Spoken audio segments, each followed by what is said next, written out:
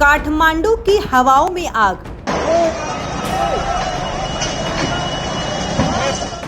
हर चौराहे पर गुस्से का राग।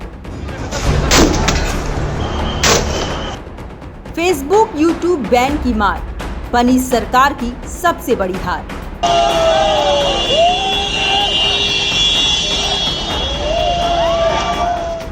कहते हैं कि आग वहीं लगती है जहां चिंगारी छिपी होती है। नेपाल की सियासत में भी कुछ वैसा ही हुआ है। सोशल मीडिया पर बैन को लेकर भड़की जनता की नाराजगी देखते देखते हिंसक आंदोलन में तब्दील हो गई और आखिरकार प्रधानमंत्री केपी शर्मा ओली को गद्दी छोड़नी पड़ी। लेकिन अब ओली के इस फैसले पर सवाल उठ रहे हैं कि क्या सोशल मीडिया ही असली वजह थी या ये बस एक बहाना बना उस सरकार को गिराने का जो पहले से ही अविश्वास और असंतोष की आग में घिरी हुई थी। पीएम ओली ने हिंसक प्रदर्शन के बीच पद से इस्तीफा दे दिया है। सोमवार से प्रदर्शनकारी और विपक्षी नेता उनके पद की इस्तीफे की मांग कर रहे थे। ओली 1 साल और 2 महीने ही अपने पद पर रह सके। वे 15 जुलाई 2024 को तीसरी बार पीएम बने थे। Yeah, we are very happy about that. It is very nice for our country. I think that develop our country. जिद की दीवार चाहे कितनी भी ऊंची क्यों न हो, जनता की बगावत उसे गिरा देती है और आखिरकार वही हुआ। नेपाल के पीएम ओली का आत्मविश्वास टूटा, सत्ता का ताज उनके सिर से उतर गया और उन्होंने इस्तीफे का ऐलान कर दिया। लेकिन इस्तीफे के इस ऐलान के बाद अब कई सवाल उठ रहे हैं कि आखिर वहां की जनता अपनी सरकार से इतनी नाराज क्यों है? क्या सोशल मीडिया के बहाने असली मकसद सरकार को गिराना था? And it's totally unexpected. But obviously, you know, this social media ban on 26 apps, that was just a trigger. That was literally the last straw on the camel's back. Because that means there was discontent and dissatisfaction that was within the people, particularly as far as the youth is concerned, Gen Z, as you said, and you know, as it is being called, the Gen Z revolution. So there was huge discontent, there was oppression, and the government had completely lost the confidence of the people. इन सवालों के जवाब आपको बताएंगे, लेकिन पहले इस बवाल के पीछे का कारण जान लेते हैं। नेपाल सरकार ने सभी सोशल मीडिया प्लेटफॉर्म्स को बैन कर दिया था। फेसबुक, यूट्यूब ने रजिस्ट्रेशन के लिए 7 दिन की समय सीमा का पालन नहीं किया। प्रदर्शनकारी नेपाल में सोशल मीडिया बैन के खिलाफ आवाज उठा रहे थे। काठमांडू में सोमवार रात 10 बजे तक के लिए कर्फ्यू लगा दिया गया था। प्रदर्शनकारियों ने संसद की इमारत के गेट नंबर 2 के पास आग लगा दी थी। काठमांडू में जेन जी प्रोटेस्ट के उग्र होने के बाद नेपाली सेना की तैनाती के आदेश दिए गए।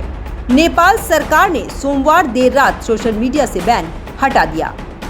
नेपाल की सड़कों पर उमड़ी भीड़ ने फेसबुक, यूट्यूब और एक्स, जो पहले ट्विटर था, उसको बहाल करने की मांग तो की, लेकिन उनका गुस्सा सिर्फ इंटरनेट बंदी तक सीमित नहीं था। महीनों से बेरोजगारी, महंगाई, भ्रष्टाचार और सरकार की हठधर्मिता ने जनता के दिलों में ज्वालामुखी भर रखा था और सोशल मीडिया बैन ने उस ज्वालामुखी को फटने का बहाना दे दिया। यही वजह है कि जब सरकार ने दबाव में आकर बैन हटा भी लिया, तब भी प्रदर्शनकारियों का गुस्सा शांत नहीं हुआ। नेपाल सरकार ने युवाओं के भारी विरोध के बाद सोमवार देर रात सोशल मीडिया से बैन तो हटा दिया, लेकिन आंदोलन थमने का नाम नहीं ले रहा था। अब सवाल है कि इतने बड़े आंदोलन के पीछे का चेहरा कौन है, जिसके एक इशारे पर सड़कों पर जनसैलाब उमड़ पड़ा? तो वो शख्स है 36 साल का नौजवान सुदन गुरुङ, जिसने नेपाली युवाओं के गुस्से को आंदोलन में बदल दिया। सुदन गुरुङ हामी नेपाल नाम के एनजीओ का संस्थापक है। सुदन गुरुङ ने युवाओं के गुस्से को पहचान कर प्लेटफॉर्म दिया। पूरे नेपाल में इसको अलग अलग नेटवर्क के जरिए आंदोलन को पहुंचाया। सुदन गुरुङ अपने आप को एक गैर लाभकारी संगठन बताता है। एनजीओ के सोशल मीडिया पर 36 वर्षीय गुरुङ को एक एक्टिविस्ट बताया गया है। सुदन गुरुङ की अगुवाई में 8 सितंबर को जेन जेड के नेतृत्व में हुआ विरोध प्रदर्शन हिंसक हो गया। हिंसा इस कदर जो नेपाल के इतिहास में शायद पहली बार हुई हो। नेपाल की शांतवादियों में क्रांति की लहर दौड़ने लगी। जिसका असर नेपाल की सियासत पर भी हुआ। नेपाल में जेन जी प्रदर्शनों के बाद सियासी संकट भी गहराया।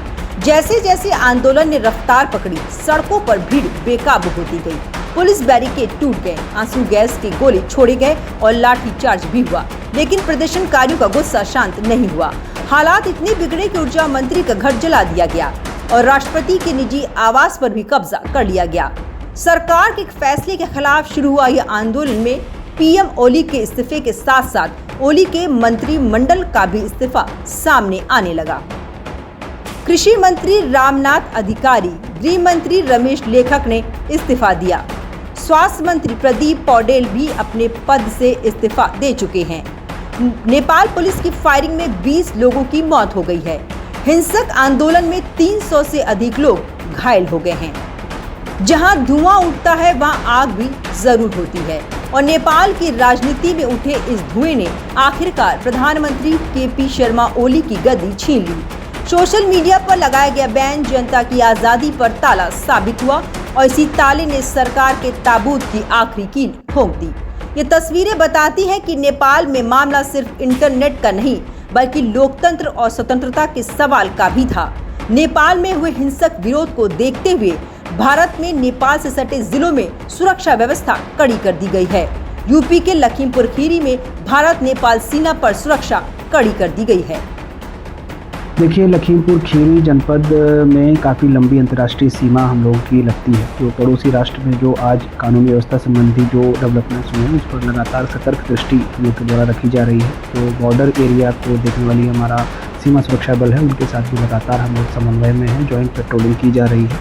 पर्याप्त सतर्कता और पुलिस फोर्स हम लोगों ने लगा रखी। किसी भी तरह की कोई स्पेसिफिक इनपुट अव्यवस्था को लेकर नहीं है, फिर भी पर्याप्त सतर्कता हम लोग के द्वारा रखी जा रही है और किसी भी तरह की कोई समस्या हमारे जिले में नहीं है।